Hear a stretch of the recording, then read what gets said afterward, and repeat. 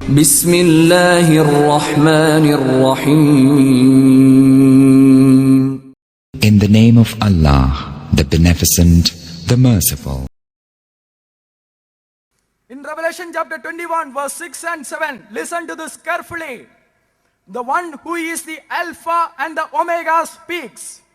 And this Alpha and Omega identifies himself as Jesus in Revelation chapter 22, verse 13 and 16.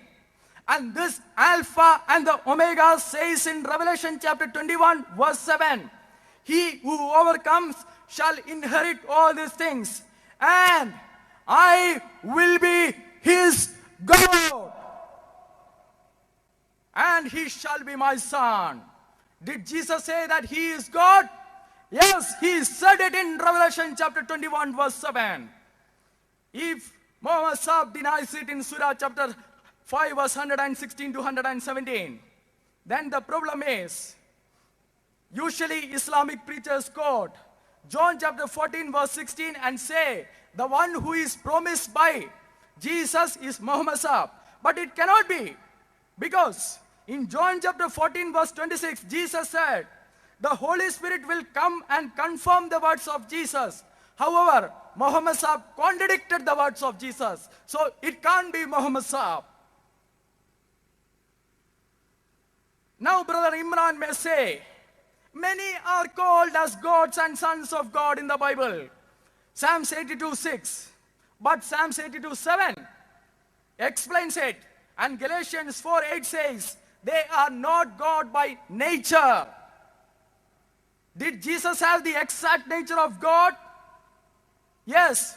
That is why Jesus is called as the monogeneous in John chapter 1, verse 14, which can be translated as the only begotten, the only one, or the one of its kind. Is Jesus the only one who is called as the Son of God and has the exact nature of God? Yes. Let us see whether Jesus has the exact nature of God or not. Point number 9. Did Jesus say that he is the eternally existing God? Yes, according to Prophet Isaiah. Yes, according to Lord Jesus. No, according to Muhammad Sahib. Isaiah 9 says, the child who is born, the son who is given, he is the mighty God. And according to Isaiah 10:21, Yehovah is the mighty God. Don't bring your own explanations. Brother Imran, listen to this carefully. Otherwise, you might come and say, Jesus is not saying what I am going to prove, but saying that God chose Jesus before the foundations of the world as believers are chosen in Jeremiah 1:5 and Ephesians 1:4. You may say what you want, but the fact is Jesus contradicts you. In John chapter 17, verse 5, Jesus says, listen to this, and now, O Father, glorify me together with yourself, with the glory which I had with you before the world was. Further, in John chapter 6, verse 38, Jesus again said, I have come down from heaven.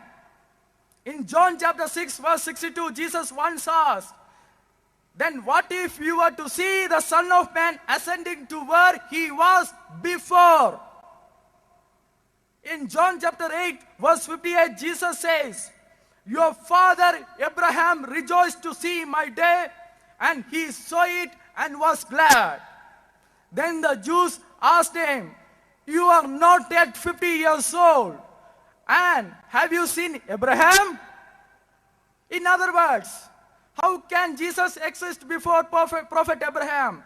Jesus answered them, most assuredly I say to you, before Abraham was, I am. And we have already seen, when did Prophet Abraham met Jesus, the Yahweh God? In Surah chapter 5, verse 39, Muhammad Sahib says Jesus is creator. Then our conclusion should be, Allah of the Quran who sent Muhammad Sahib is different from Yehovah of the biblical prophets. Is Allah who sent Muhammad Sahib eternal? IRF website says Allah has literal face, hands and legs. I have no problem with it. But my question is, in Surah chapter 28 verse 88 says all things shall perish except Allah's face. This is further stated in Surah chapter 55 verse 26 and 27.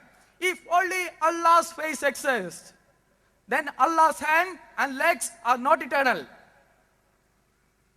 Since the God of the biblical prophets is eternal, Muhammad Sahib cannot be sent by the same God who sent the biblical prophets. Point number 10. Did Jesus say he is the all-powerful God? No, according to Islamic preachers. Yes, according to Jesus. Usually Dawa preachers quote John chapter 5:19 and John chapter 5:30, which Imran also has quoted in his book.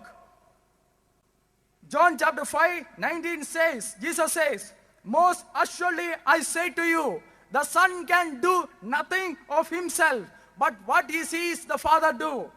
Dawa preachers stop at this, but the verse continues. For whatever he does, the Son also does in the like manner. Now who can say that I can do everything that the God does, unless he is God himself?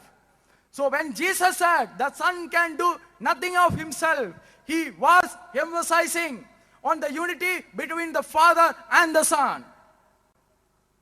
In fact, this perfect unity between Jesus and the Holy Spirit is emphasized when Jesus said, but if I cast out devils by the Spirit of God, then the kingdom of God is come to you. Now, in John chapter 10 verse 28, Jesus showed that he is the all-powerful God when he said, I give unto them eternal life. Only God can give eternal life. Question. In contrast to Jesus who offers eternal life, Muhammad Sahib in Surah chapter 46 verse 9 says, nor do I know what will be done with me or with you. Muhammad Sahib cannot offer salvation. He is confirmed in Sahih Bukhari, volume 5, number 266, and Sahih Bukhari, volume 4, number 16. Brother Imran, please explain this.